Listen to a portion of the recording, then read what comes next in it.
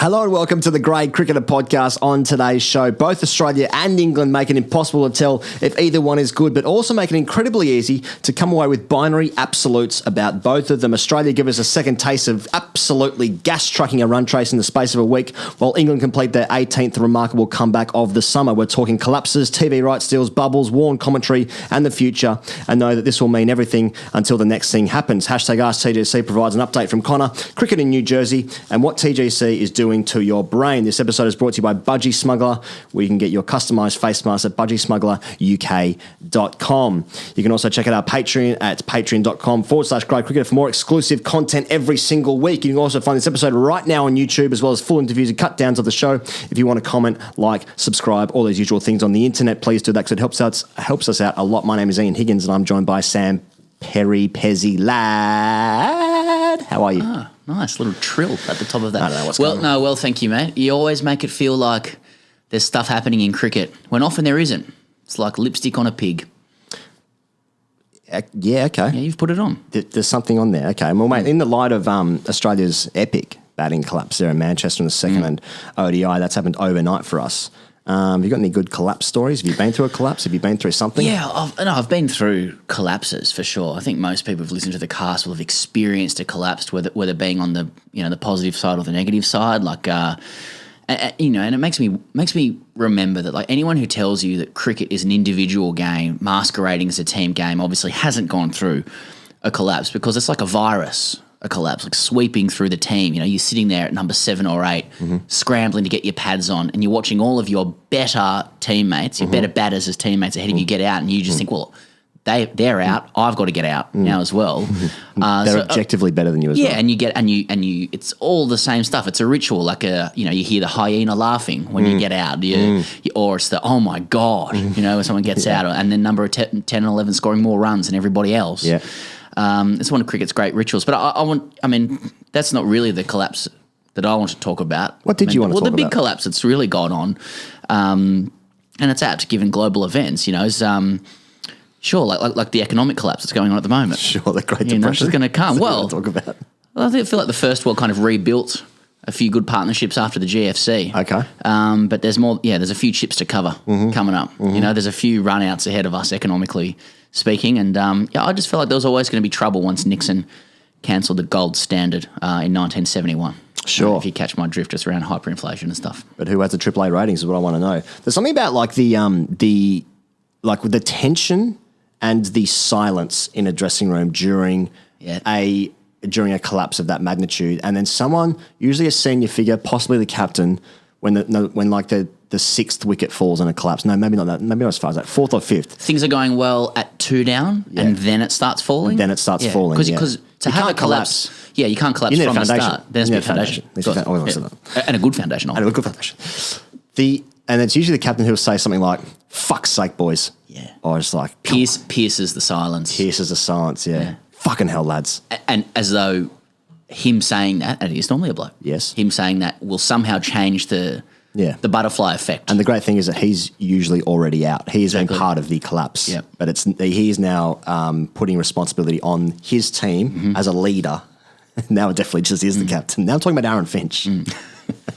It's just he's placing the pressure on everyone else to perform the job that he himself could not have done. And we often talk about collapses from the perspective of those who are experiencing the collapse, as in going through it, collapsing. Yeah. But there is the perspective of those who are affecting the collapse as well. And like I've been on that side only a few times. Feels rarer than actually being part of collapse. And you still find like it's a very Western idea, but you start running through a team, you're like, you beauty, this is great. They're all got and you cock a hoop. It's so funny. Nothing's funnier. Nothing's funnier, exactly.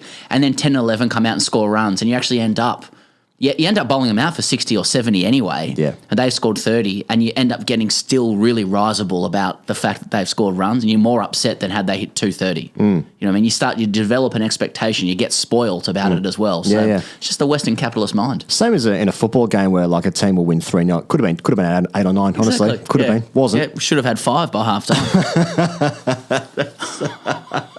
Why is it in a...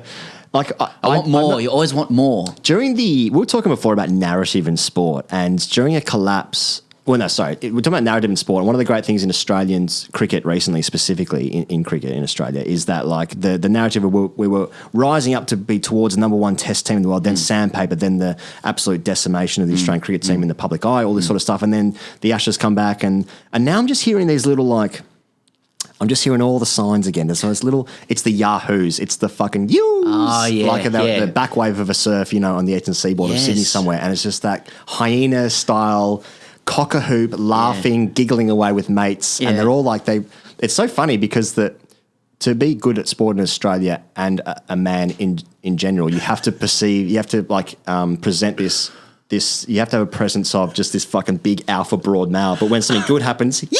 yeah, that's right, yeah. Woo! Yeah.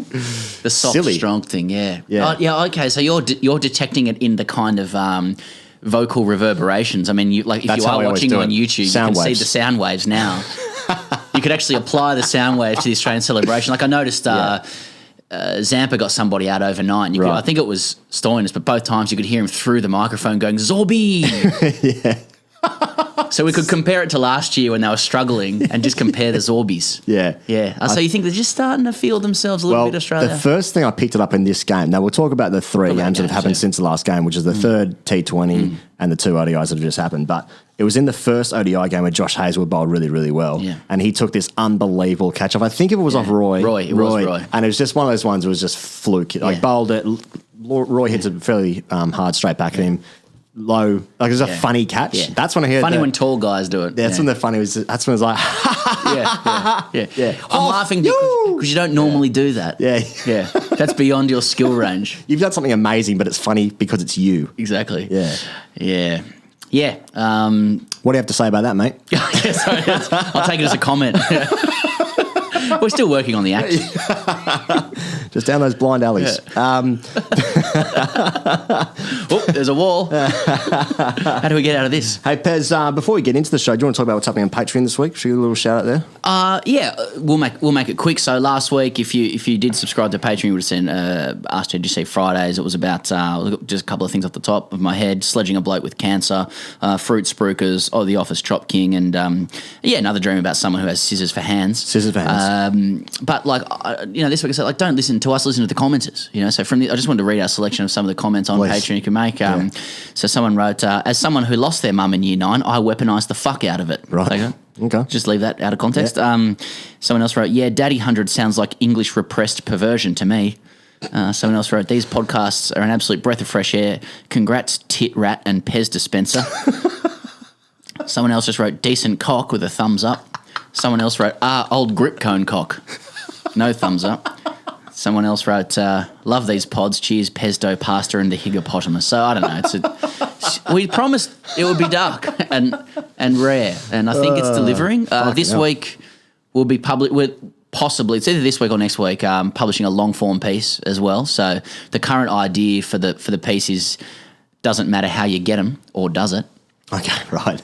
Good. And I broadly want to say he goes as well, including Patreon, but away from that as well. Just generally, thanks for the reviews that have come in. We made a few comments last few weeks of there are fewer reviews now where people are basically saying, I like everything about this show and have forever except this one thing, 1 star. But, so thanks to those who've, tried to address that a little bit. But, you live by the sword.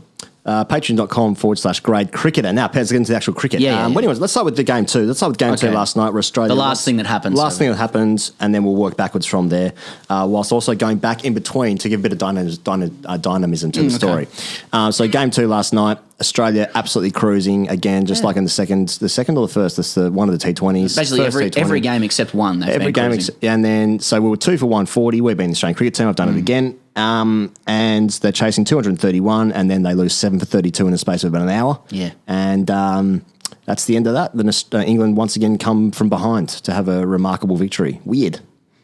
Yeah, got a real problem with middle overs and death cricket Australia. I feel like they've put themselves in winning positions 4 games out of 5. Yeah. England seem to have the ability to fix things when it's going wrong. Yep. They can fix it. Australia have this incredible ability to ruin themselves. So the Australian ODI side is a ruined orgasm. You saw that coming before I said it.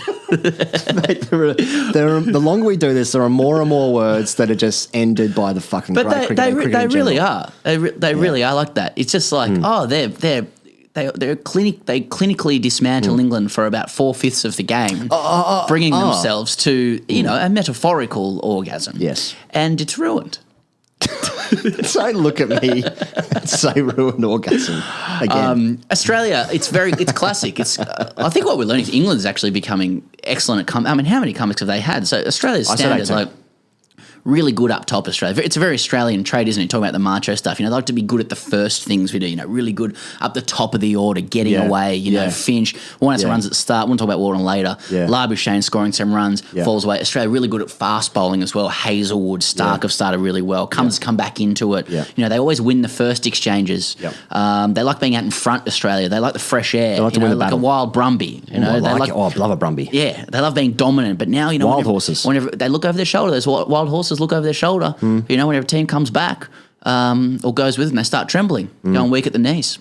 That's what we're learning. And obviously, I mean, the exception to that was that in game one, Maxwell and Marsh saved Australia, but last night Maxwell and Marsh failed, so they're frauds. Yep, exactly right. It's like going on England here. Yeah. Now this summer is an interesting summer for England because they lost that first game against the West Indies, who we can all agree are terrible. Then they came back and then won the series. They just absolutely decimated. Won that series. Broad came back. The series against Pakistan was obviously mostly a washout. Those last two tests, heavily rain affected. But the first test, England came from nowhere to win that game. Australia were absolutely dominating England in that first T20. They came back and won that game. Australia cruising in this game. They won that game as well. Now it's like, so I was kind of thinking before, like, I mean, is it a bit deceiving to say like how good are England? But it's like, but they keep on winning, so they keep on doing it. So, and that's traditionally the sign of actually a very good team. And they still are a very good team. But then I was also thinking at the same time, remember when Ponting was on the show, our close personal friend Ricky Ponting, AO, was on the show, Pez, and he was saying in the World Cup, which surprised me, he was disappointed with how Australia played in that World Cup semi-final, which I know was a year ago, but his comments interested me because he was saying that to that point, he thought that Australia were the best team in the tournament. Yeah. And I was like, were they? I'm not going to challenge face-to-face or over the phone, Ricky, because of who you are. And yes, but now he's off the show. Now he's off the show. Let's talk about behind his back. Yeah, weak on the short. So I'm just kind of, so England remain the best team in the world, I think, for one days. And especially in England, I still think they're very good. But Australia, I can't place Australia, and I don't know what any of this cricket just means. Just their middle stuff with Australia is no good, It's not right. They don't... Smith didn't play last night, but nor did Bradman or Steve Waugh, so... We'll talk about Smith in a second. Okay. So, I feel like the best analysis actually came on YouTube. I was looking at the highlights this morning from an account called Clash Academy. What do they say, mate? RIP Australian middle order. Why aren't Australia producing players like Hussey, Bevan, Simons? Top heavy side with noob middle order. It makes a good point. It's about it, isn't it? It makes a good point, yeah. You look at the depth that England have got at the moment in ODI cricket, because Sam Billings obviously scored 100 in, we're fucking all like close person, Bilbo. Yeah. I texted him. Did you actually? Yeah. That's awesome. It's lame, eh? What did you reply? Yeah. Well, Blue Bombers. Well, did he say, please stop messaging this kid? Yeah, that's right. Who is this? Yeah. No, because... my 30-day-old son was up at 3:30 in the morning, and I was like, "Oh, he's like," and it's quite, it's just tough times. You texted him whilst he was playing? No, just match fixing. Again, get out of the way. Like last week, just open the space, let it finish. That's my fault. I'll never let you finish. Ruined orgasm. Good point. The game actually helped get me through. Like, it's very difficult trying to get a baby to sleep, whatever, in that situation. But the game was, I was like, oh, okay, Zampa's doing well, Billings is in, and I just followed the innings to the end. I just texted him and said that you got me through the night. What did he say? He said, thanks, get some kip. Get some kit? Kip. Oh, what did he say? No, I called him Bilbo. I actually I signed it off from both of us. Okay, I said from the I appreciate that. boys. Yeah, it's kind of a message from both of us. Yeah, but he's in my phone. So, Bilbo, your knock made my newborns wailing at 3:30 a.m. much more bearable. Congrats on the ton from the TGC boys, mate. Dash Pez. Yeah. Okay, right. Yeah. And then Hero Hard, thanks. Why am I reading this? This is. I'm not doing this anymore. I'm not doing that. The point being with the depth of the England side though was that was a fucking weird 5 minutes. Yeah. Was that like Billings has said that however many runs I get, I won't keep Stokes' spot. Yeah, it was good. So he's got 118. He's got a really he's been very unfortunate. I think it's well appreciated that he's never been able to string like 3 games in a row for England because someone else comes in and whatever. But England's depth at the moment actually reminds me a lot of Australia's depth in like the late 90s, early 2000s, where like they got fucking players coming out of their ears at the moment. England, there's a really strong squad. Whereas Australia, I just find the Maxwell and Marsh thing is like they both come off in the same game and they won Australia a game. That's awesome. But I'm just feeling like recently I'm getting a little bit on that Maxwell bandwagon of like, geez, he doesn't perform a lot. And he really doesn't perform a lot for Australia anyway. Is that? I feel like that's fair. I feel like but in this like weird series where like they're playing like basically a 4-day-old test wicket in this last game last night. It looked like pretty difficult to bat on. 230 seemed like actually quite a lot of runs, especially seeing as England were 150 for 8 or something. It was like a 4th innings wicket. Yeah, really. Yeah. So I don't know, but I felt like the reason that Australia lost the game last night wasn't because of the batting necessarily, although that is like when you have a collapse of 7 for 30, of course that's going to be the highlight. But Australia had England 8 for 150. 8 for 150, and then Adil Rashid comes in at number 10 and scores better than a run of ball 36, which is like the second highest score of the game. Yeah. So that to me, like the death bowling that I saw anyway, was not very impressive. It wasn't good. England probably have better skills around that kind of stuff. Jofra Archer bats 11 and he can hold a stick. Yeah. So Jofra Archer is incredible. Yeah. Yeah. I think England are just a very good side, and Australia are kind of 6 or 7 out of 10 at the moment, but they're getting better, and so we'll just continue. Yeah, I think the thing with Maxwell is that like he's just so beautiful to watch. He's great to watch, and he's one of those guys that like I totally agree with you. If you're just being hard in your analysis about it, you're like, well, you know, are the performances befitting of someone who holds down a middle order spot for Australia and finishes every game? You know, we expect that person to be the best in the world at that. Maxwell is like occasionally, and we go, just do that all the time, but. He's just so good to watch. You're sort of very reluctant to write him off because if and when somehow it clicks for him in a consistent way, you want to be there as well. Like, oh no, I didn't write him off. Yeah. Exactly. Because when it comes off, I can't think of another player in the world who can do what he do. Can do what he does. But it just seems very infrequent. And in terms of that top order stuff, I think I said last week, I was thinking that in the T20s especially that I think that Warner and Finch are the best opening partnership in world cricket, I think. And that's because like when Australia win, it's because they've scored 70 and 100. Where that's how Australia wins short form games now. Finch or Warner scores 100. Now Warner seems all at sea at the moment. Is Warner a sacred cow? Is there a bit of sacred cow about Warner? Who would you take him out for? Oh well, you know, like Darcy Short. Uncertainty is the midwife of change. Always said that. I've always said that, but you know, I want a new toy. I want Philippe. Something new. Yeah. Philippe. I want Buzz Lightyear. So, you know, Warner's Woody. Okay. I don't really, but I don't know, Warner seems to be struggling a little bit. I mean, I know. Isn't Warner of the 3 formats?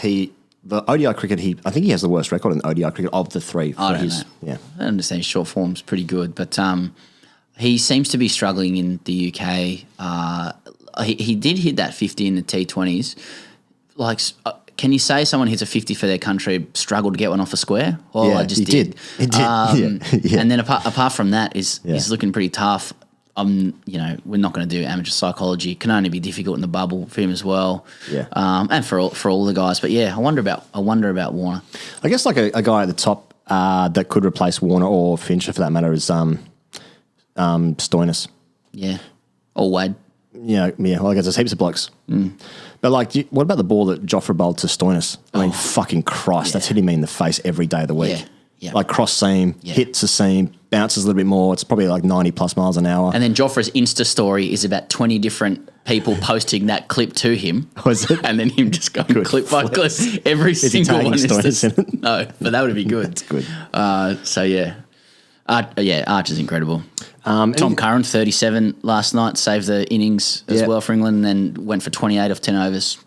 Also good. That's the depth you're talking about. Yeah, and Archer was man of the match as well last night. Anything else to talk about in terms of the first 2 games? I mean, what about Warne on commentary? We were talking about this a while ago.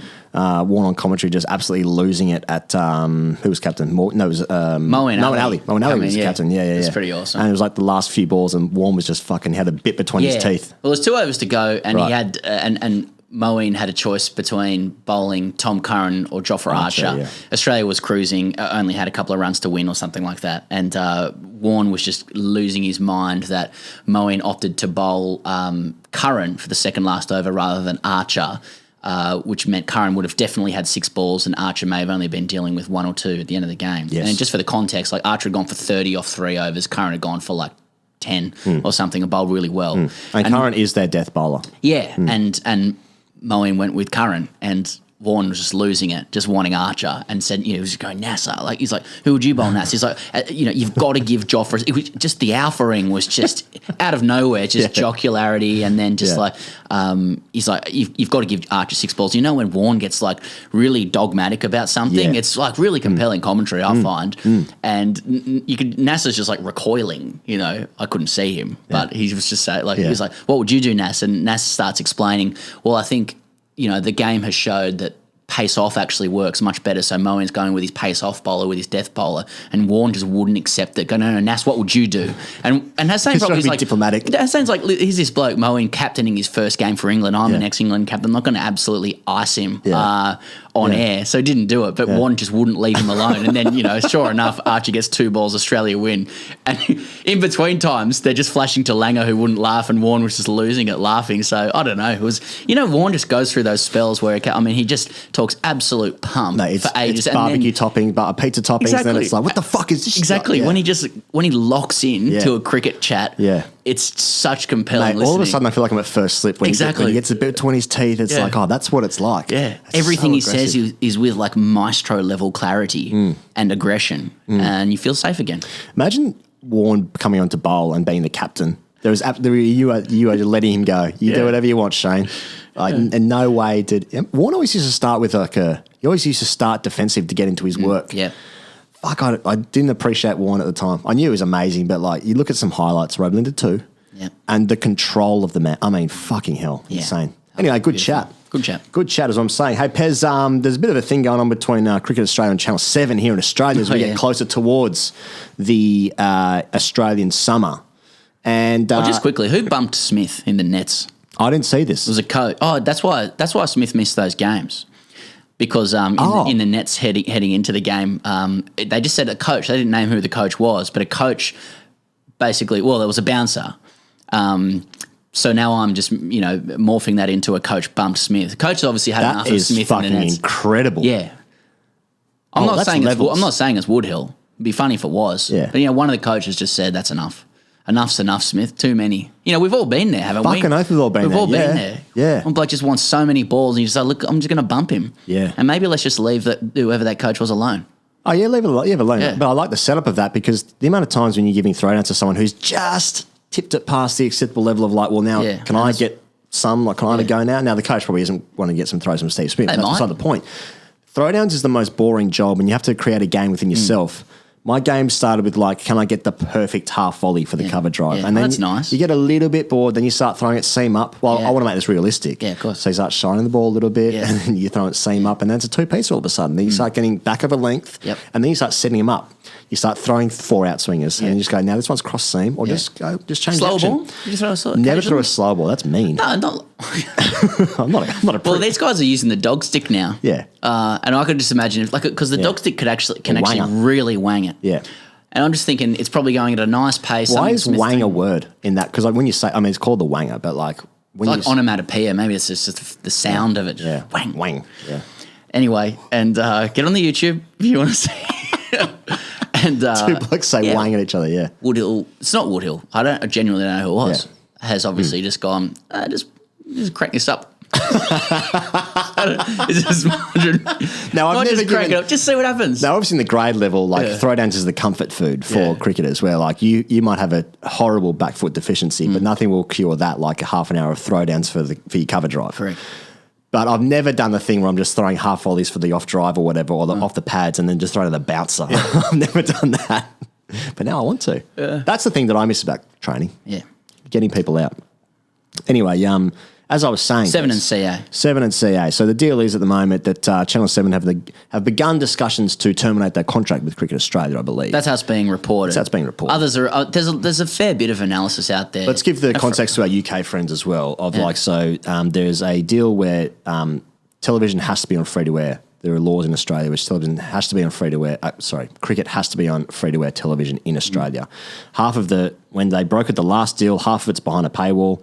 for Fox Sports, and the other half was sold from Channel 9, which is what the old Richie Benaud commentary and stuff like that, and Tony Gregg and Bill Laurie, all those guys that moved from Channel 9 then to Channel 7, which obviously afforded us some work as well, Pez. And we still... So we have no conflict of interest talking about this conversation. We have a little bit of conflict of interest talking about this conversation, but it is interesting because, like, when you look at the analysis from a lot of people, most of the comments underneath are like, oh, well, don't like 7 anyway, put it back on 9. It's like, no, that's not what's going on. No, mate.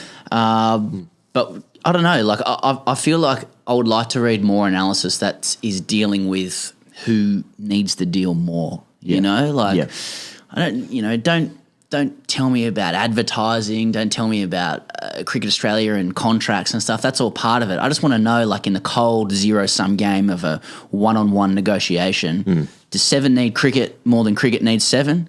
I don't know the answer to that. You know, I feel like seeing it from Cricket Australia's point of view, Cricket Australia's point of view is pretty easy to understand. You know, they want to take a product on free-to-air television because people want to see it. There'll be effigies. Yes. You know, that's mainly from climate change, but there'll be effigies if people can't see it on free-to-air.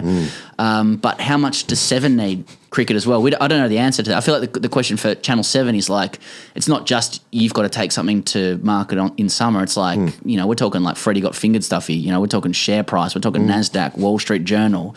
You know, sort of. I haven't read enough analysis about that. I don't know. Sorry, I'm still thinking about climate change causing effigies. All right, well. But they won't cause effigies. They'll just exacerbate it through the conditions of climate change. Yeah. Well, exactly. That's right. It's always been hot. So, yeah, I don't know how much 7 needs cricket. So what you're saying is, now this is purely a contractual situation about who is in the right, who's in the wrong and stuff, but what you're saying is like who wants it more? It is, and it always comes down to cricket. It all comes down to. That's so right. You get in the dressing room. It's like Dan Andrews and the coronavirus, you know, right when media's just saying, go on, hit this bloke over the top. Open it up.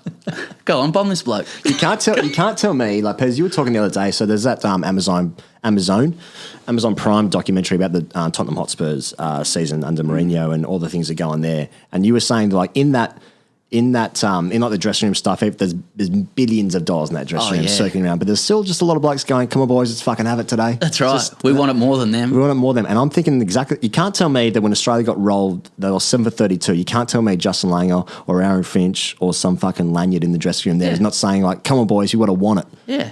That's what they're saying. I think everything in life can be reduced down to like grade cricket metaphors, really, all the way down to Nixon's gold standard in 1971, lifting that, you know?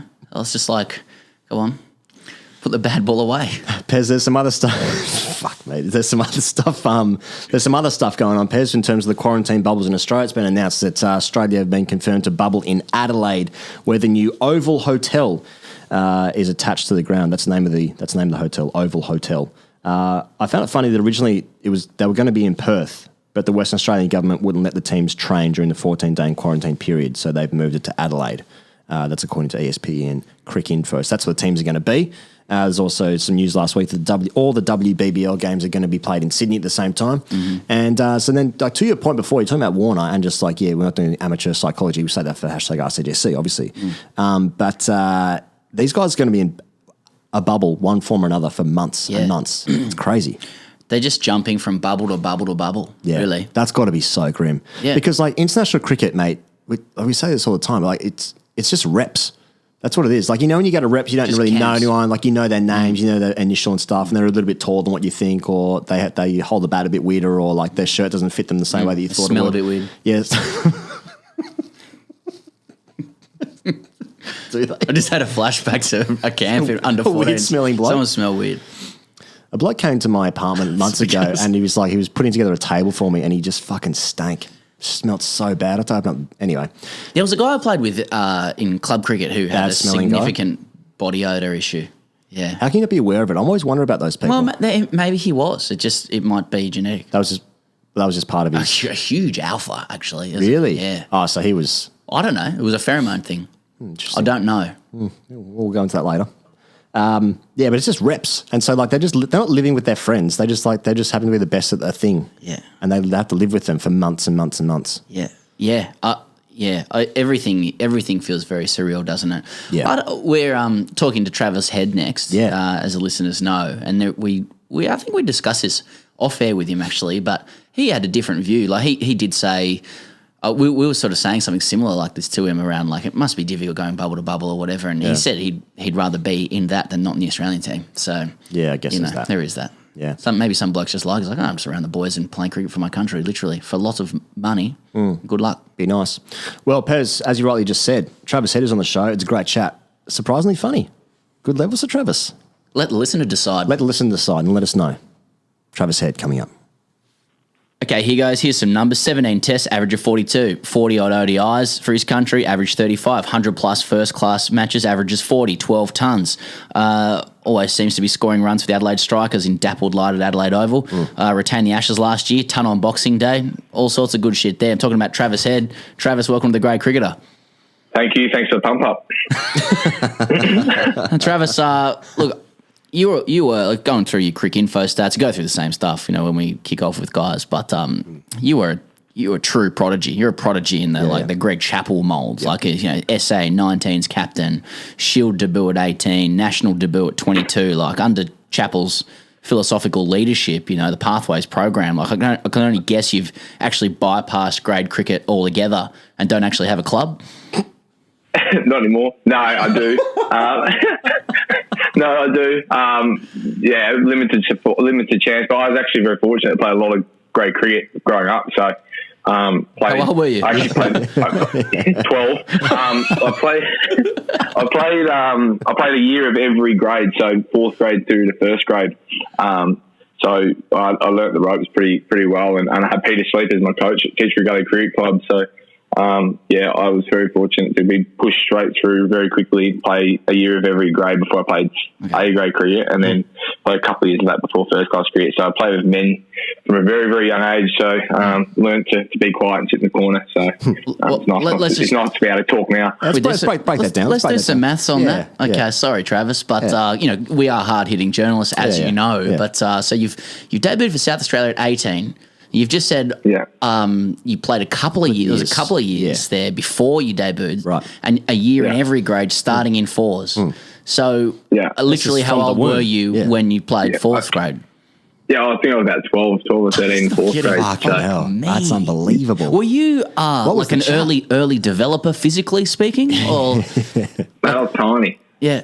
The good thing is, I think I wicket kept. So I played the year of under 40. I played like the 14 whites year, like above age, and then I just fed straight through, and then sort of missed it. So I was wicket keeping, so I jumped the system and wicket kept up to B grade, and then was sort of at my school.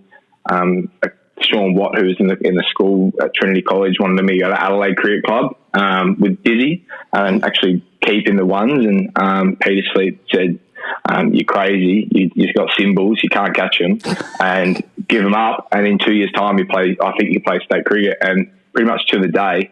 2 years later, I debuted. So it was I gave up the gloves pretty quickly. Played ones as a batter, and it moved pretty quickly for me.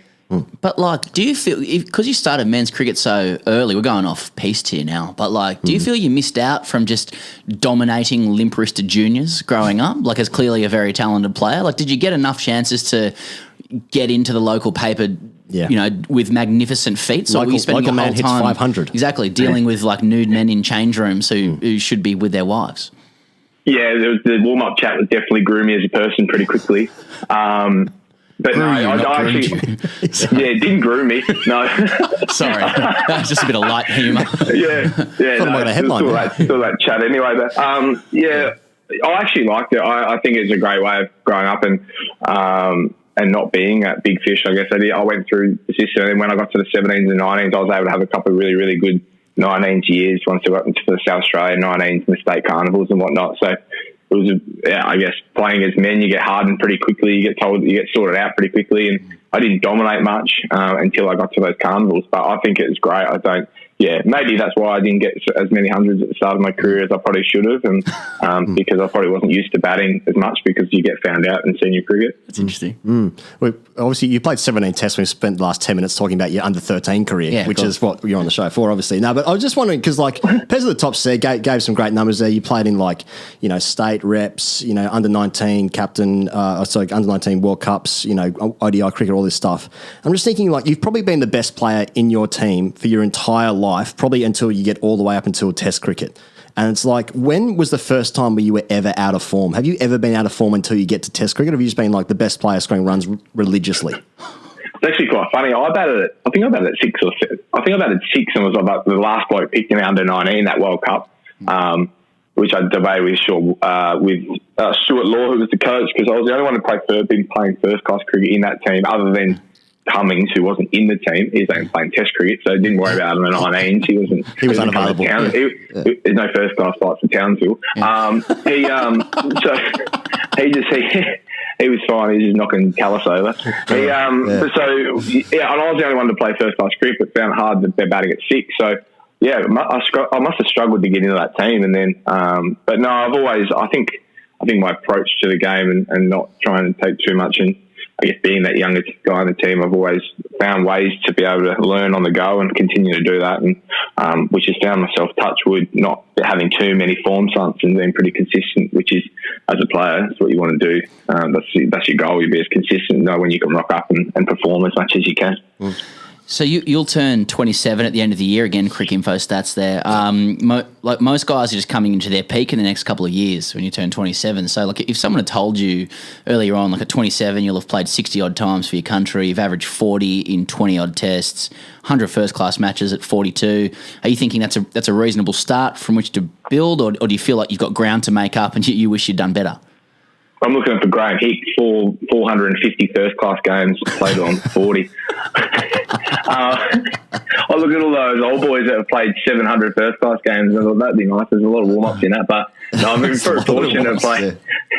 Been very fortunate to play a lot of cricket to a very young age. I understand that, I'm probably ahead in that aspect, so I think I've got to make the most of that with that experience factor. And I could end up playing a lot of cricket, which is not a bad thing. And hopefully the runs can stay with it, and I don't get the sack when I'm a bit older. But I want to just play as much as I can, and I'm absolutely loving it. So it's been nice to have a little forced break at the moment. But I was meant to be at Sussex, really stacking up the first class games in the warm up. So I absolutely love it. Yeah. Well, you mentioned before about that under-19 World Cup. It's always quite good fun going back, like who was playing in your teams and who you're playing against and stuff. Like in the Australian team, let me just tell you who you played with, Travis. But like Cameron Bancroft was in the team, Ashton Turner, Curtis Patterson. Then in England, there was Ben Folkes, Craig Overton, Ben Duckett. And then most notably, probably from an international perspective, Quinton de Kock was playing for South Africa and Babar Azam was playing for Pakistan. And I always wonder, like with that under-19 World Cup, if you can tell even from that age, like those guys even then are just fucking absolute guns, or is the under-19 World Cup basically just like a schoolies week where you're just buying $8 UDL cans? It's one or the other. It's one or the other. Which one is it, Travis? Which one? Yeah, I'll say a mixture of both. Obviously we had a great time. It was very fortunate we were in Townsville. We still had a good time up there. And the list that you've got, a lot of guys, we've played a lot of cricket together, and it's pretty cool to have the guy. We've had a pretty good graduate year in that, and a lot of guys playing for Australia in that team, and we all get along really nicely. I think we got Quinton and Cock got a first baller against us, so he was no good. Babar Azam and Babar Azam was into his 6th under-19 World Cup at that stage, so he was pretty experienced. He played a few before that, so we could tell he was going to be a freak. But it's pretty cool having I guess the guys you come up with. I've played with Quinton at RC at Delhi, and obviously play a little bit against him and get along with him very well. So it's cool to come out of those years and have guys that you've played against and played with. You just mentioned this with Sussex before, Travis. Like, so you've had him at the Strikers. You're going to have him at Sussex, and now he'll be united at the Sackers with him this year. Dizzy as the new South Australia coach. So are we about to see a bold new era of success with a woke vegan brand? Big nose in town, mate. He's unbelievable. You can't speak highly enough of Diz, and through that whole process, obviously he was a standout, and everyone in South Australia is absolutely frothing that he's coming. And everyone that I spoke to in town was just like, hurry up and sign it. And there's a fair process that goes on, and it's nice to see him come out of that with the job and proving that, I guess. And he's an absolute unbelievable run at Yorkshire, and then he's done wonderful things at the Strikers and was able to get us that championship. And then he's done some really cool things with Sussex. Sorry. So he's a great communicator, great organiser. He's a fantastic guy, firstly, and it was really, really good relationship. So I think it's really good for the team, and obviously a very loved South Australian. So everyone in Adelaide is absolutely frothing it. like just a bit of a compare and contrast here. Like we had Buck Rogers on the show last week, and he talked about having to front a panel with Peter Hanscom on it and stuff like that. I mean, was it similar with you? Like, did Dizzy have to convince you via presentation that he should get the job? No, I wasn't in the process. So I just chatted to it. Obviously, was working closely and knew a fair bit about it, but I left that to the powers to be. I think I got really confident in the guys above on the board and Keith and Andrew and Tim Nielsen, and they've done a fantastic job. And I know the process that he went through, and I know Diz very well, and I spoke to Diz as well. And the process was very thorough. He was outstanding at it through all aspects of that. And it's nice for him to come out, and we're ready for him to get in Adelaide and get ready to go. I just want to talk about something that you'd obviously hate to talk about, your Boxing Day 100. And I looked at the highlights again before we came onto air today, Travis, and into that test match, you sort of forget there was a little bit of pressure on you to score some runs, and then you bat really nicely, and I'll be the arbiter of how well you batted that day as well. But, you know, you're batting really nice, you're scoring some runs, and then you're on 99, and then Tim Southey just floats up a nice 126 k/h half volley outside off stump, cream it through point, and you bring up the 100. I mean, when he bowled that ball, you must have seen that and gone, fuck yeah, I'm scoring 100 today. Mate, I think I faced about 60 balls in the 90s and had a tea break. And it's not like me normally just to sit around. I normally get on with it. So it was nice to get a little bit of a birthday present from him, which was nice. It was actually my birthday a couple of days later, so nice little early one from him was very, very fortunate. So I've watched the highlights a lot of times as well. They're pretty good. But no, it's one of those things. There's obviously a lot talked about my spot, and batting at 6 is the first guy to go out of the team, and I obviously unfortunately found that out in the Ashes, and it's just one of those things. I understand that pressure's there, so it doesn't bother me too much. I know if I can go out and prepare for the games really well and perform, then I batted really well in Perth and threw it away again, so it was a big week leading up to the Boxing Day test, so it was nice to contribute. Travis, for a bloke averaging 40 at test level with comparable numbers to guys like Smith and Clark at the same stage in their career, like your early forays in the test side still seem like a bit of a roller coaster from the outside.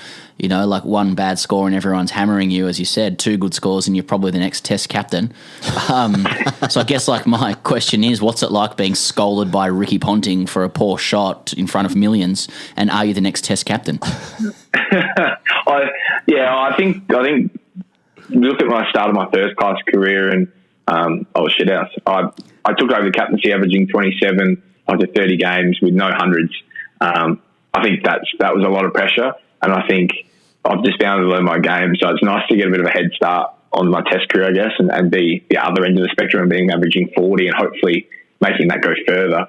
And if I yip up a little bit, then it only drops down a little bit and I can get it back and know that, but I'm not fighting that. And I guess everyone looks at the averages, I'm under pressure, the runs. So it's nice to have a really good start. Now it's just about putting my foot down and improving my game, which I'm doing consistently and getting a lot better at that. And, the leadership thing, it's obviously talked about a fair bit. There's a lot of guys, but I'm pretty sweet here in Adelaide at the moment, and I feel like I'm learning about myself a lot. So, one of those things down the line, I'm never going to chase it. If it falls in my lap, then so be it. And I feel like I'm going to do a nice job. I've been able to help in the vice captaincy role, which I was surprised to get so early, but I think it's been a little bit like that. I've dropped into these positions a fair bit, but now I have a great respect for that and what it means, and I feel like I can help where I can.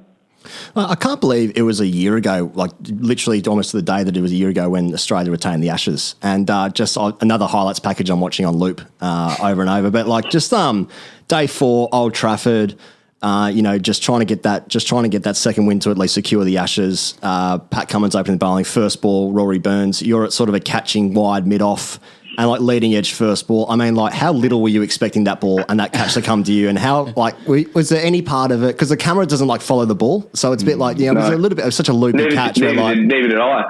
That's what I was going to ask. Like you just cannot be expecting that. Be like, did you almost drop it? Geez, I moved well. Mate, when you're at mid-off, mid-off is the best position in the world. I don't know why anyone would want to go to slips and try and catch him. You stand at mid-off, tap the bowler on the arse, which you actually can't touch anyone now, so it's even better. Especially Cummins as well. Hard to resist. It's a shame. Yeah. Yeah, so, mate, I just stand there and you don't really, you just get cover drives caned at you if they bowl hot volleys, and then but you don't really see it much at mid-off, so it's a fantastic position. Yeah. But you don't expect the old leading edge to come head high at you. Early days at Manchester, you can't see an absolute thing anyway. It's dark and cloudy and miserable. Yeah. The dark Duke, it was, lucky she got in. It didn't look like dropping it, but I didn't see it till pretty late. It was nice. Well, because the next ball is like probably one of the most famous balls of the entire series, where Cummins just cleans up Joe Root with that unbelievable first baller. I mean, like, can you take us through that moment? That doesn't happen if I don't take the hang of the ball before. And the nation thanks you for securing the Ashes. Yeah, exactly. The untold story. That's it. Actually, untold story. The leading edge that hits me on the dick at mid-off.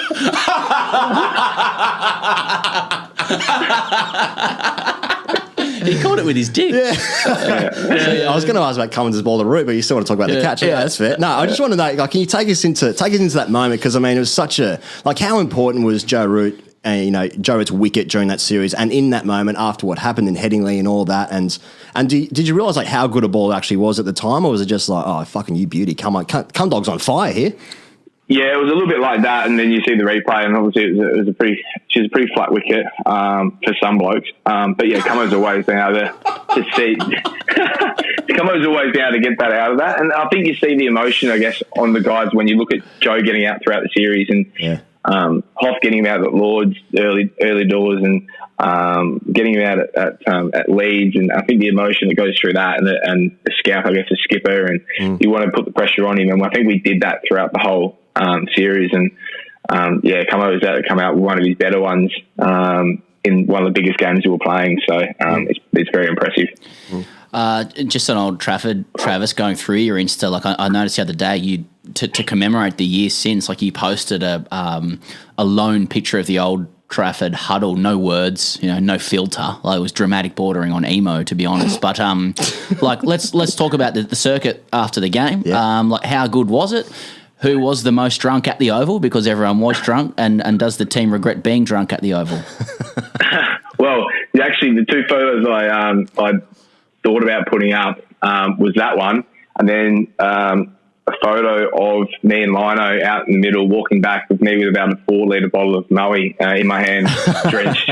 So I opted that one.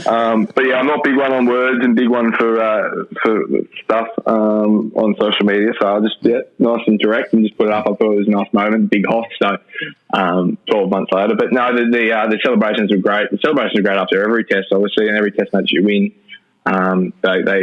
There was question marks, obviously. Did we go hard enough? Did we go too hard going to the next test? But it didn't matter because I didn't play. So doesn't affect me. It's all good. When the question marks got thrown around, and maybe potentially why we lost last test and did we go a bit hard, then I just snuck out the back, so it was fine. They actually weren't. They actually weren't too bad. You'd be surprised. We obviously such an important series, and I think such an important series on like something like that with the test that was pretty quick around the corner. I know Edgbaston was pretty good fun after the first one. We had a bit of a break, so that was a great night. I think you got to celebrate every win as you can. I think we did it the right way, especially for that test, especially how much it meant. We knew how important the last one was, and we lost that, but. A couple of days after that last test were pretty fun as well, having retained the Ashes in England. So, I got a good sleep on the way home. Well, speaking of celebrating the wins, Travis, I mean, how much did you celebrate the win against Pakistan last year when you became the third Australian in the history of cricket to win a test match without batting, bowling or taking a catch? Same pay, no pressure.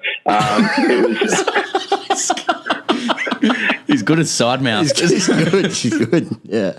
No, bloody oath. Well, wouldn't you? I couldn't get dropped. Didn't get any runs. Didn't get a hit. Didn't get a bat. The only disappointing thing about that, and all jokes aside, I was bloody playing in Adelaide, and I love playing in Adelaide. I was looking forward to a hit, and a few of my mates giving me a cheer and giving me a pat on the back as I walked out the bat, and I didn't. So it was a bit flattening. Yeah. So I make sure I'm in there this year to try to get another game at Adelaide Oval because I love playing test match cricket there, but. Interesting game to be playing. Yeah. Looking forward to India this summer, Travis. The last time they were out here, there were no tons from Aussie players. No one averaged over 40. 3 of the 4 bowlers averaged over 30 with the ball. So just for our Indian fans out there, importantly, who worries you more, Kohli or Pujara? Jesus, I hope he's not back. I hope he's out of form when he gets here. Well, he wouldn't have played for a while, but he had one of the great series I've seen. And hopefully he doesn't start like that again. It'd be nice. I think we've come a long way from there. We've obviously got a couple of additions into the side with Steve and Davey, and but yeah, it's they were incredible last time. It was a good learning curve for me. My first couple of tests to just be in the dirt for 3 days straight and watch a bloke go about his business, and I learned a lot from that and took a lot from that. So I think we bowled well to Kohli. He obviously played well in Perth, but we started well against him. But yeah, Pujara, he was the bowlers didn't like him too much. Just to follow up sort of earnestly about, like, one of our observations and just having the privilege of chatting with a few of the bowlers and stuff for the last few years is that, like, there does seem to be, or like we tend to observe, like, this massive respect for Pujara, and I don't know if it's just based on the last series or whatever, but like inside the dressing room, like, would you say that the guys would be as detailed in their plans to Pujara as Kohli, and is he as big, if not a bigger threat, to the Australians? I think across the board, our guys are well planned for everyone. I don't think they miss anything with anyone. Obviously, there's a lot more chat that probably goes to him because he's got that many runs against the boys. We need a pretty good plan, but I think the respect probably comes not just from that series, but you look at series in India where he's got some big double hundreds. He's put the guys to the sword a few times over there, and he does it consistently. He's an unbelievable player. He just sits in there. He's your old school fashion. Stays in there, just blocks the absolute hell out of him. So doesn't play many shots. Disappointed not seeing him in the IPL. I'm not sure why he's not playing that format of the game, but he just eats Red Bull cricket. So he's been fantastic against us and in England, India, and Australia. It'd be really good to see him in the IPL, just 25 not out of 75 rocks, just doing his job. Knock the shine off it. Just knock it around. Yeah, I mean, obviously, I assumed that you'd be, desperately hoping that you were picked to go over to the UK at the moment. But it's interesting with those guys, like, they're going to be in a bubble, one form or another, for like 5-6 months now, isn't it? I mean, it's really strange. I mean, you must be half missing not being there, but also relieved that you're not, in a bubble with Marnus talking shit for 5 months. I don't drink coffee, so that's one reason not to hang out in his room. I'm I was obviously shattered that I wasn't on tour. I was preparing myself the best way I could for that tour, and that's how it is. But I was preparing myself for a pretty long stint in the hub. I went out and brought the new Formula 1 game on PlayStation and told Jessica that I'm going to get real good at it. I need the steering wheel as well, which I didn't get over the line. I'm going to take it to the hub, and I didn't get picked, and I haven't played F1, so she's sitting there going, "You're an idiot." So, but yeah, no, I'm preparing for. I'm looking forward to it. I think the hub is a unique position. You look at the AFL teams at the minute that are loving it, and the hype around some of them, obviously at the top of the ladder, are loving it, and the shit teams are hating it. So, but you just got to embrace it. You're with the boys. You're pretty fortunate to be doing what you're doing, and having this time out, missing it, you actually miss them. So, I'm sure the first week and a half will be great in the hub, and then the next 6 will be a bit of a grind with some of them. But it's like England. You're on the bus together the whole time. You might as well room together with the whole time. So it's good fun. And of course, if the AFL loves it, then it must be good. Travis Head, thanks so much for joining us on the show, mate. Wishing you all the best for the summer, and hopefully you do kick on with that, average of 40 that you have. I thought you were saying Formula 1 game. Yeah, that's right. And for the Formula 1 game and your steering wheel and going from bubble to bubble. No, I look forward. Thanks, guys. Thanks for having me. It's awesome chat. Great to hear from Travis Head there. He goes. It was great to hear from Travis Head. It was. We're going to talk about our good friends Budgy Smuggler. We're going to do it quickly. Now, this week in the news, he goes, or this morning, we woke up to news that apparently, allegedly, China has been developing a database of deep information on approximately 35,000 Australians. These Australians are quite senior ranking. I thought it was going to be my cricket for a second, but then, yeah. Well, but perhaps that's what it means. It might just be a euphemism. Anyway. My cricket is just China surveillance. Keep that in mind out there. Keep that in mind. Keep that in mind. That's right, and that's why. But then when you said there's senior, high-ranking officials, well, no one has a job in cricket. So. There was a few names mentioned of just information that have been held on these people, and what sort of information? Well, we don't know, but runs for the offside. Yeah, motive dismissal, wagon wheel, personality-wise, yeah, personality, home and away records. Well, I first thought as a neurotic narcissist was like, oh, I hope I'm on that list. Am I on the top 35,000? You wanted that information about you. Well, I feel like we're being monitored anyway. You know? Yeah. Well, I'm on TikTok, so whatever. Yeah, that's a good point. Yeah. Someone in the US has a week to buy that, according to Trump. Anyway, I was just thinking, so in terms of the face masks that Budgy Smuggler are offering post Father's Day, you could think about some of the faces that you might want on that mask. Of the 35,000? 35,000 people who'd be in that top 35,000 in Australia. You know, of course, there's your political figures. You've got your Morrisons. You've got Albanese, all that kind of stuff. But Philip Ruddock. Let's look it down. Yeah, some of the exes in there. You know, what's Stan Grant? Stan Grant. Okay. Would they be keeping tabs on him? Seems to know a lot about China. Corey Worthington. Exactly. That's right. Yeah, cultural figures. Ben Williams, the first winner of Big Brother. Tatiana Grigorieva. I went to my first year of masters university like a couple of years ago. I met a guy. Study bit, did you? Yeah, and he came.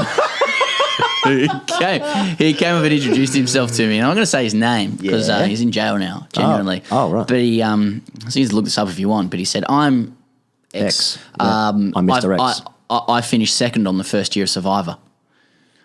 That was how he introduced himself to me. In a urinal. Where'd the urinal come into play? That's what I just thought you met this bloke. No, it was just at uni. Okay. In the urinals. Do you have to add that in? Like, I mean, I feel like the story's good enough as it is. He ends up in jail, and now we're in a urinal. Yeah, we're in a urinal. Never say no in improv. We're in a urinal. Yeah, what are you doing to me, man? He just looked down and he said, "Here's my number." Have heard that before. Yeah. Have heard that before. Anyway, so he might be on a mask. I'm just thinking, perhaps that's an idea for custom face. It's just one idea. That's just one idea. You can do whatever you want. Exactly. Put anything you want on that mask. I'm just trying to give you some. I don't know why I said Corey Worthington. It's just for some reason when I was seeing the top 35,000. That's 35,000 people is a lot. The top 35,000 industry leaders. Is every politician in there? Every government official? I don't know. Yeah. You didn't go through it. Yeah. Be an Excel spreadsheet. BudgySmuggler.com. Pez #AskTGC. Now, Pez, long-time listeners of the show, actually not even long time, short-term listeners to the show will remember Conor. This season. Was it? Yeah. Fuck. I lose track of time. It's like being in a casino. Anyway, Conor's written in again, and the heading of the email was leukemia update, which always catches the eye. Yes. Now, Conor writes in, dearest Higrat and Pezzy lad. It's taken off. You mentioned last week that you seldom get updates from those who write in to your show. Well, here I am. Cool hands leukemia. Oh, fucking hell. As I've been dubbed by my mum with a brief update on my ailments. I decided not to go around again this season due primarily to the fact that I bowled 2 beamers last summer and had to be taken off before my over ended. I'd rather let this illness run its course and deliberately auto-asphyxiate with a pad strap out of my shame in the near future. I did... Conor's got some levels, man. Fucking levels. I did, however, thanks to my relatively stable health condition, have an interview for a part-time job the other week in which I was asked, without irony, where I saw myself in 5 years' time. Immediately, my thoughts sprung to a charity cricket match in which my friends are wearing Stay Strong Conor t-shirts and all my shiploke former captains get run out without facing a ball. Beamers are legal, and the kid who used to call me Ron Weasley because of my ginger lid slips on a ball and somehow lands with the cricket bat up his ass. The whole thing would be sponsored by Joss Butler, who might be the best-looking man I've ever seen. What? I guess my question is, am I hitting good areas here, or is there something wrong with me other than my dodgy blood cells? Or maybe I'll just get a tombstone that reads batted 8 and didn't bowl. Needless to say, I did not get the job. That will be all from me. Keep up the good work, Conor. Fuck me. I think my favourite bit is that will be all from me. That will be all from me. Oh, yeah. What going on there? So Conor wrote in a while ago and he asked us the question about should he play again. He's been diagnosed with leukemia and he's obviously been a favourite in our hearts ever since. Well, to answer the question, like... Nice to hear from you. Hell yeah, like maintain the rage. I just wanted to say to sometimes you get those these posts and you can't really add to it because there's so much going on. Yeah. You don't want to like Mr. Squiggle it, he's finished the I don't picture. really want to miss a squiggle this one. He's finished the picture. Yeah, he's finished the picture. Yeah. But it did like cause me to want to say, like, if for any listener out there, like, I'm just loving this genre. Like, if you experience or you are experiencing unimaginable difficulty and you'd like to weaponize it for dark humor for your own entertainment, we're prepared to be your vehicle. Just write in greatcricketer@gmail.com or any of the T as well. As look, we're going to try and have a discerning lens. If people start creative writing some shit because they're psychos, don't do that. Just let's just leave the lane open. Yeah. If you are going through a tough time, use us. Dark stuff's good. This is cricket. This is real cricket. That's real cricket. That's right real there. cricket. Yeah. Why would Josh Butler be sponsoring that event? I don't know. He's He's a nice guy. He's threw in there. Nice guy. Yeah. The guy who sledging lands on the bat up his ass. Yeah. Does he? Sometimes you hear people's like imaginations and you think like it's really quite rhythmic and sequential and comes together quite nicely. Like my dreams and stuff are just shapes. Anyway, Alistair Woolgar writes in. Okay. Not much time for me to bounce off there, but yeah, carry on. Alistair writes in, does he, Pez? Dear Higgos and Pezzy lad. It's so fun to say, man. Yeah. It's like slug. Ah, you slug. Slugly. Pezzy lad. In early 2002, at the age of 11, my cricketing passion blossomed. Arriving from New Zealand to Melbourne on a 3-year working holiday, my parents inadvertently introduced me to a world of Damien Martin cover drives, Channel 9 Bunnings ads, and ooh-ah Glenn McGrath chants. I became a budding all-rounder at my local primary school, so much so my parents signed me up for a 2-day Shane Warne cricket camp, inverted commas, at Scotch College. Being extremely excited to meet my hero, I started the camp by sitting through hours of technical bowling talk from Rodney Hogg, hearing all about Madras from Dean Jones on 3 separate occasions, and how not to run your partner out with Brad Hodge and Matthew Elliott. This info, whilst being slightly helpful, seemed only to impinge on meeting the king of spin. We also played a series of pointless grading games, probably to find the next Michael Clarke or Brett Lee. Suffice to say, I didn't get a bowl and batted 9. 24 hours later, still no Warne. I'm getting restless now. I've dropped 3 catches, got out for 4 in my last game, and still haven't had a bowl. This is getting silly. Why am I here? All I want is for Warney to arrive and tell Dean Jones to shut the fuck up about his 200 and tell Rodney Hogg that DK Lilly was better than him. I take an absolute screamer at gully only for the keeper to tell me it was a bump ball. The other team runs 2 overthrows after I initially threw the ball up in celebration. I always think about that. 48 hours later, still no Warne. I feel like Bart Simpson at Camp Krusty. I'm awaiting my hero that's never showing up. Mr. Black is replaced with Brad Hodge and Jimbo Jones has simply changed his name to Dean. I want to inflict a coup on camp and take all my fellow teammates with me. They, however, are not as forthcoming. Shane Warne never showed up that day. My parents and I moved back to New Zealand where I carried on through my teens and 20s playing for second grade school and club teams. My passion for the game began to diminish. I developed a deep-seated hatred for anyone in a baggy green. I even started following England. In recent times, I'm doing better. At 30, I captain a local T20 team, which is completely themed around The Simpsons, called the Stonecutters. Shut up. Yeah. I even have a Steve Waugh-like win percentage of 71.43. Okay. My question is this. Seem debating whether to put that line in or not. Yeah. My question is this. What would have happened to me if I met Warney and stayed in Australia?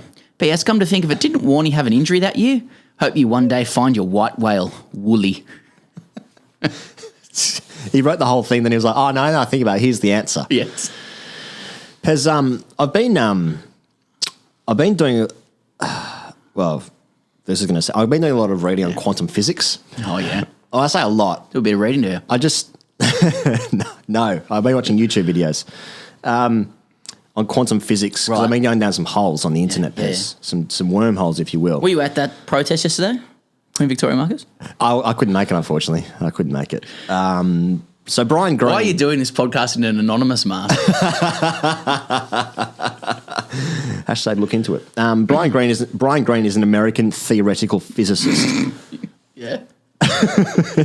He bats 8 and doesn't bowl. He speaks really interesting on quantum physics.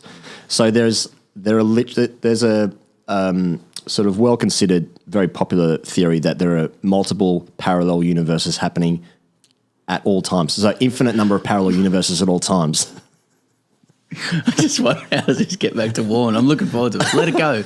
Let it go. So, for instance, like the parallel universes, for instance, one universe could be that you and I are doing this podcast, but I'm sitting on that table, you're sitting over on this side of the table. Okay. There's one thing where Wooly is hosting this podcast and I wrote in the question. There's an infinite number of parallel universes. Therefore, to answer Wooly's question, there is a universe out there in which he did meet Shane Warne, or that he is Shane Warne.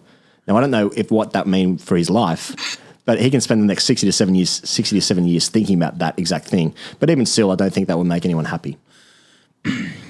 I see. So you're sort of like, it actually did happen. If you believe quantum physics, everything could happen. You could, yes, yeah. It's like you could be Osama bin Laden. Yeah, yeah, without doubt, and with a straight face. I suppose one of the questions within. Thanks for that. One of the questions within this is what happens when you meet Shane Warne. That's kind of what Wooly wants to know. Like, does your life change when you meet Shane Warne? We've had a few experiences. Haven't we? How many have we shared? I've never met him. We've been in the same sphere as him.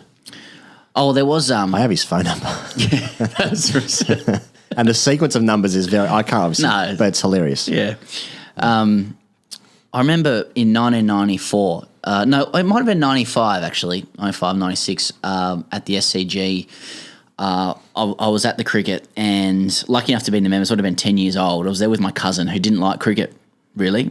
And Shane Warne decided to give some autographs and sat down outside the member stand, and we were sort of all lined up outside the ladies' stand, or just like in between the ladies and the members' stand. Huge line for Warne's signature. He took a chair, sat down, and was just going through the signatures. And my cousin just had it was a huge snaked around the corner, and my cousin had he didn't have any paraphernalia to sign. I had the latest Inside Edge magazine with an article about Shane Warne. And I was like, Shane Warne was and is my hero. Yeah. And you can see where this is going. Finally get there. Feel like we've been waiting for hours. My cousin just offers his shirt. Just sign my shoulder, the sleeve. Just shove and hand it to him. No, yeah. My cousin's about 9. Okay. He's disinterested, doesn't care, he's just hanging out. Yeah. Warne has a great chat with him. Oh, how are you, buddy? Do you like your cricket? You enjoying the game? Oh, King. Yeah. And I'm like going, oh, incredible. Just gets mine, signs it, and just leaves. And I was just like, God damn it. Yeah. But that's not the only weird one. I remember at when I was living in London, I went to Old Trafford for India, England, or might have South Africa, England, anyway.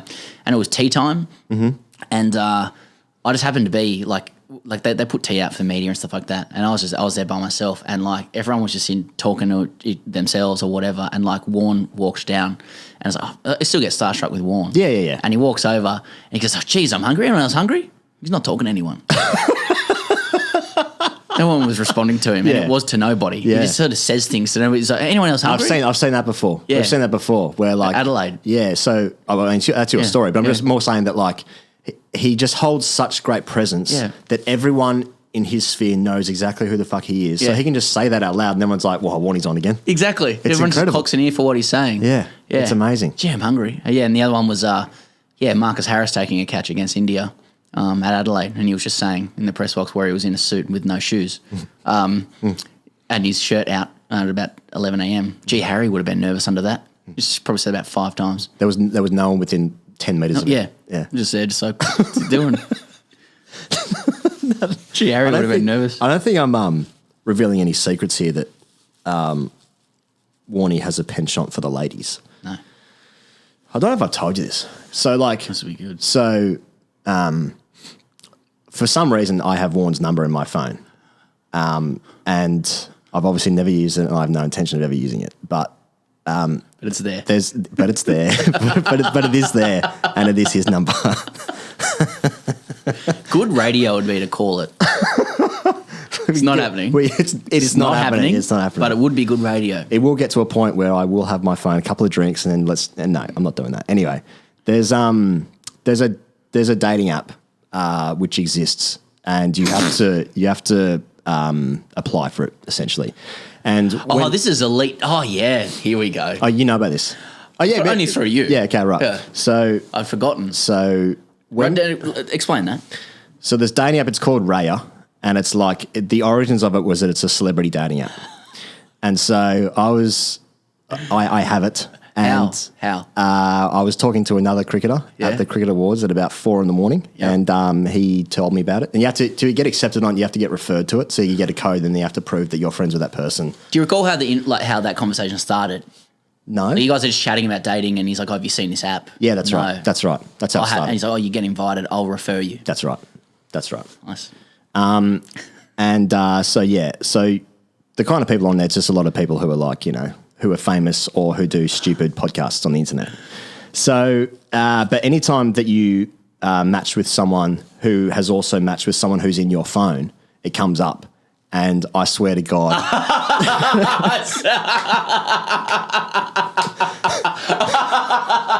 That's great. Mate, the amount of times Shane W comes up as a mutual friend, my God. I don't know where he finds the time. It's no secret. Yeah, that's It's no secret the work he gets through.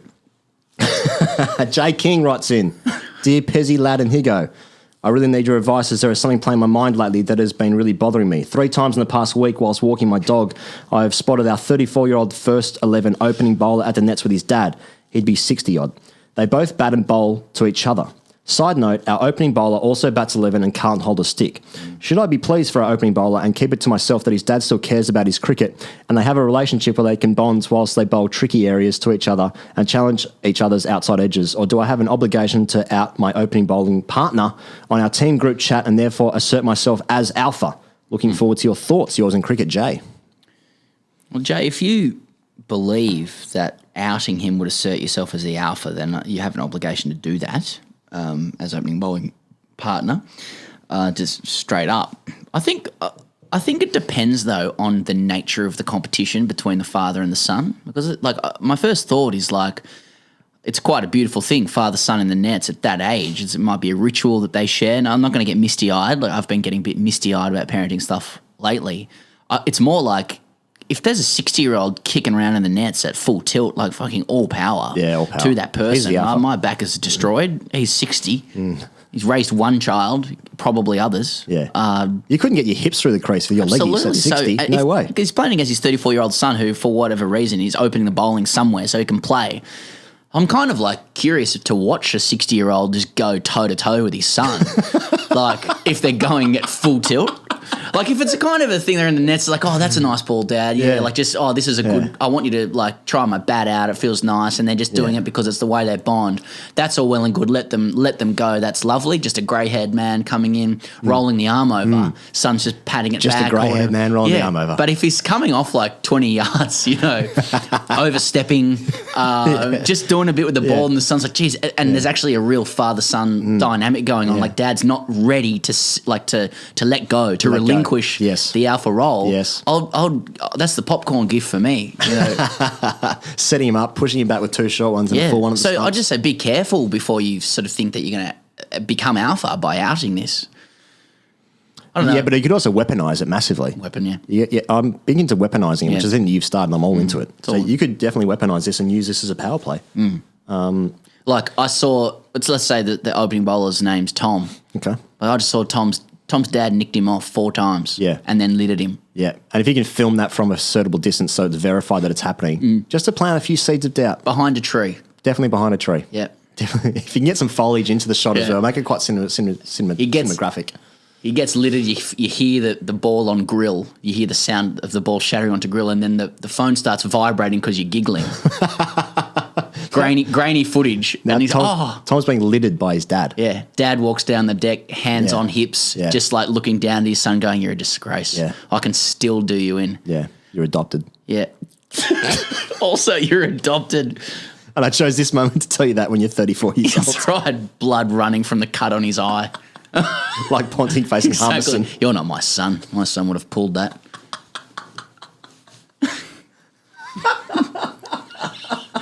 He's captain of industry. Last one, Pez? Yeah, last one. Okay, yeah. Charlie Rawcliffe. Charlie, just presume they call you Charlie. Charles Rawcliffe writes in, hello, gents. Fairly confident I may be your one listener from Clifton, USA that you mentioned last week. I live in the town next door, but if there are 2 of us in the area, I'll be shocked. Now, you should be shocked because somebody else wrote to us. Mearsy wrote to us and said he's the guy from Clifton. So Oh, seriously? seriously, yeah, Fuck, we got to do some stuff in New Jersey, man. yeah, it'd be a good show. Yeah. Looking forward to going to the States at the moment as well.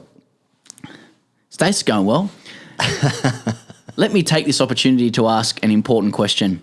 As a truly village standard medium pace bowler and specialist number 11 bat, who has played cricket back home in England, briefly in Australia and also here in the States, in August I declared myself eligible to be drafted into the soon-to-be-started USA Major League Cricket T20 competition. As I have not played in 3 years and refuse to link any form of my cricket /stats page due to both this and my horrendous career averages, I was not drafted. Well, how do they do the draft on my cricket? Here's the question. Is it acceptable to now describe myself to others as an undrafted professional cricketer? Furthermore, as much as I would love to see cricket take off in the States, am I now obligated to shun the league due to being rejected, or can I still support it and hopefully help spread the sport I love around the world? Cheers, Charlie. P.S. Clifton is in New Jersey, America's most glamorous state. There has to be enough people in America who would love cricket. There has to be. Also, we can see how many people listen to this from the States, and it's actually quite a few. Expats and stuff. I mean, if it's big in Hong Kong, and Hong Kong's got no space to play any cricket, then surely there's enough space somewhere in the States to start up some stuff. They've got so few sports as well in the States, really. They play like 4 different sports. I think there's a big enough population to play it there. I think, Also, there's a huge Indian and there's like a West Asian community there as well. Yeah. Charlie should be calling himself an undrafted professional cricketer if he's got the opportunity. Yes. I mean, in many ways, we are all that. I've still got my luggage tags on my kit. Yeah. So you should definitely do that. And I think I harboured a dream at 20, I wonder if I could just relocate to the USA and just play international cricket. Imagine playing stars and you're in the World Cup qualifier. You've got a couple of grade cricket mates who've come with you. You live in New York and you've got stars and stripes one day kit. It's just the flag, but as a one day kit. You kick around in New York and representing the US of A, and then occasionally Star-Spangled Banner. Exactly. Fergie's doing it probably. You're laughing at that. You get one game against Australia where you get absolutely hammered, but someone nicks off an Australian player, and it's just on. It's just on. It's just on. I've said before, the first ever. It is claimed that the first ever international game of cricket was between Canada and the USA. Yeah. Central Park was initially planned to be cricket fields, and that A.G. Spalding, when cricket was I suppose taking on baseball as America's sport, A.J. Spalding said real men played baseball. And right they were. The first time I went to New York was after our UK book launch in 2018. Of course. And I got in a cab from JFK, and within 14 seconds there was a game of cricket being played, and I was just like, I cannot escape this sport. This game, it's just everywhere. And I saw it from the cab, and this guy bowled the ball and it was hit, and then I realised that my neck was craning to follow the ball, try and get the. I was like, what happened? What calculation are you doing every time you drive past a game and watch it? Are you watching for just because you like the game? Well, is the calculation basically am I better than these people? Yeah. And what standard is this? Yeah. Yeah. And am I better? And the base level is this is fucking shit. Is shit. That starts from that position. That's the position. It's like the burden of proof is on the team to prove they're better than you. Yeah. Yeah. Because now I could now if I go past a grade game and it's first grade, I was like, standards dipped. Exactly. Since I was playing. Bigger muscles, but don't really have the same read of the game. I tell you what I'm sick of. When Stoinis hits a 6 and he's he can't just hit a 6 and be great shot. It's he's a big, strong lad. He muscled that over the fence. Yeah. No, he's just got a bat, which is a fucking railway sleeper like they all do, and they nick him for 6 now. Anyways, big boy. Thanks to Travis said. See you guys on Patreon this week, and see you next week.